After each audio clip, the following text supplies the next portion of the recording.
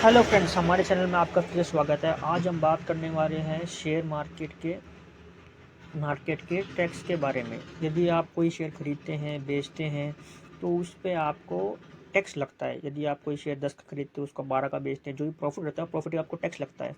तो दो तरह के टैक्स होते हैं, एक तो short term capital gain tax हो गया आपका, और दूसरा हो गया आपका आपका ही long term capital gain tax.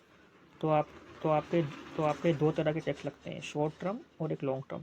Short term होता है 15% आपके प्रॉफिट का, और लॉन्ग टर्म होता है 10%, जो एक साल के बाद आप शेयर बेचते हो तो उस पर लगता है। फॉर एग्जाम्पल, आपने 1000 रुपये के 100 शेयर खरीदे, आपकी बाइंग वैल्यू हो गई 1 लाख रुपये।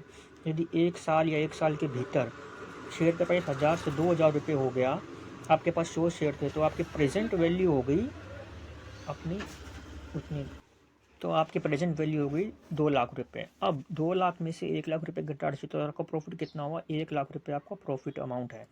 पर इस अमाउंट पे कोई टैक्स नहीं देना, क्योंकि 1 लाख रुपये तक आपको कोई भी टैक्स नहीं देना। यदि आपका अमाउंट बढ़ के 1 लाख 1 रुपये हो जाए, तब आपको लॉन्ग टर्म में 10% टैक्स देना पड़ेगा, जो long term capital gain tax है।